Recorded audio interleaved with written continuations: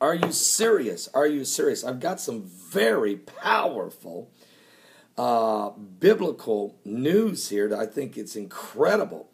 I'm doing this video actually from the hotel here in Toronto, Canada, preparing, of course, for tonight's service at the convention at Faith and Power International Ministries here in Toronto, Canada. And I look forward, we will be broadcasting tonight's service live at my website at www.paulbegleyprophecy.com. That's www.paulbegleyprophecy.com at 7:30 p.m. Eastern. All right? Now, folks, the blood moons. Let's focus on it. We know that after the crucifixion of Jesus Christ in 33 A.D., that there has been 7 4 blood moon tetras that have happened on the earth, and they all are very significant to Jewish history. For instance, in 162 and 163 A.D., there was a 4 blood moon cycle that took place, on 4 high Jewish feast days, the Passovers and the Feast of Tabernacles, those 2 years.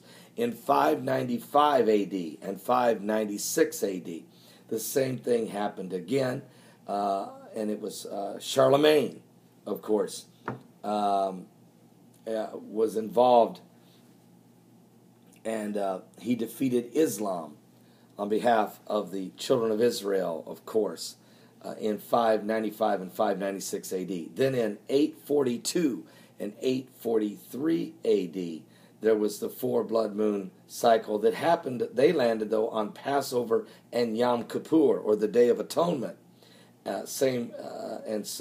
Very powerful. The Muslims then sacked Rome during that 4 blood moon cycle. Then in 860 A.D. and 861 A.D., the 4 Jewish feast days were once again the Passover and Yom Kippur, or Day of Atonement. And during that time, there was the Arab War took place in Lebanon, just as that one was finishing, just a few days right during the 4th blood moon.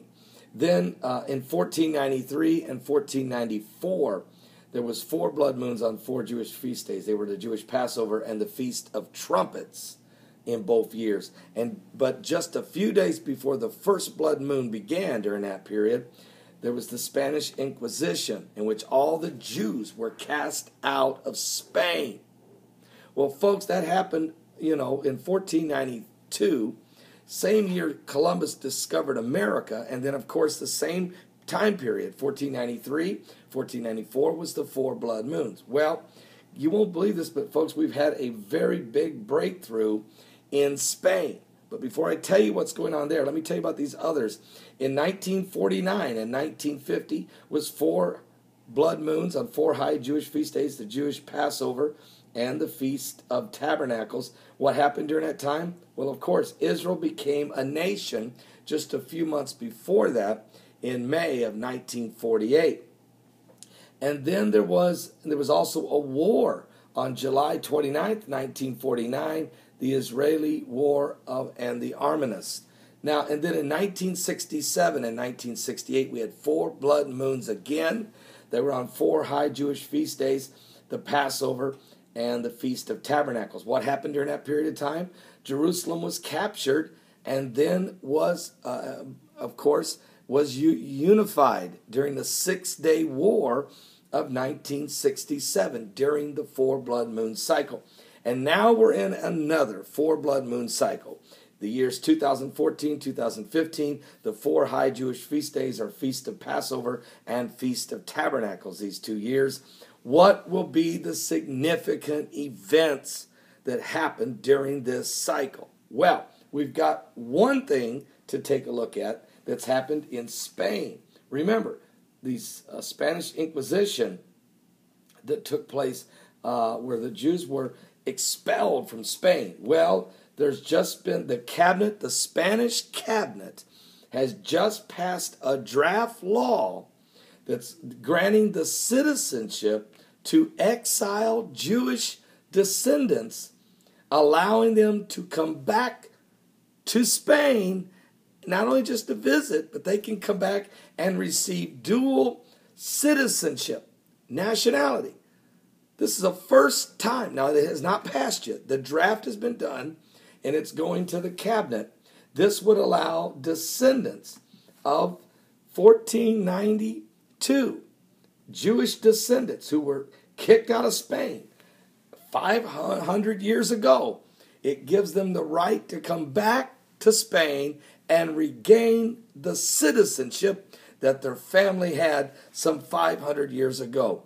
A reversal of a curse. In other words, they're trying to reverse the curse that was put on the Jews 500 years ago during a 4 blood moon cycle. Are you serious? I mean, really, it's quite amazing. And when are they doing it? They're doing it during this 4 blood moon cycle. So I'm starting to see a pattern. Is God about to reverse the curses of the 4 blood moon cycles, things that happened to Israel during the times of these cycles? We need to go back and now study the history of these events. Now, I've had people ask me, is the 4 blood moon cycle on high Jewish feast days biblical? Is it in the Bible? No, it's not in the Bible as an event. But what is in the Bible is, of course, the feast. These 7 feasts, Jewish feasts, are very holy feasts, very powerful feasts. And for God to have put 4 blood moons on those high feast days is next to impossible. The odds are absolutely impossible. Yet we are experiencing another series of them. And each time we have, it's had a significant ramification upon either the children of Israel, the descendants of Israel, or the nation of Israel. And so we will continue to pray and seek the face of God, because I'm going to tell you something. We're not going to see another one of these blood moon cycles for another 500 years. So do you really think we're going to see another one? What? I don't know, of course. No man knows the day nor the hour. Not the Son of Man, not the angels in heaven. Only the Father. Even the disciples asked Jesus in the book of Acts there, they asked him, can you tell us when you're coming back? You know, can you tell us when you're returning? He said, it's not for you to know the time. They said, will the Lord restore the kingdom of Israel? Jesus said, it's not for you to know the times of the seasons that my father's will, basically. What's important for you is to get ready and to be on fire and to receive the power that's falling upon, of course, the day of Pentecost. And this is Pentecost weekend. And today is the Sabbath. Tomorrow is known, many Christians view it as Pentecost Sunday. And so, I just had a fire alarm going off. I don't know if that was...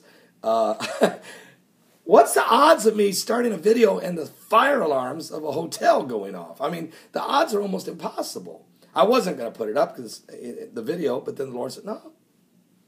People need to know. In an hour you think not, the Son of Man will come. And when you least expect it is when he's coming. And he's trying to sound the alarm. He's trying to get people's attention. But people are not ready. They are not listening. They're ignoring the warning signs. They're ignoring, he said, sounding an alarm in the holy mountain. Oh, folks, seriously, time is running out. Are you saved? Are you saved?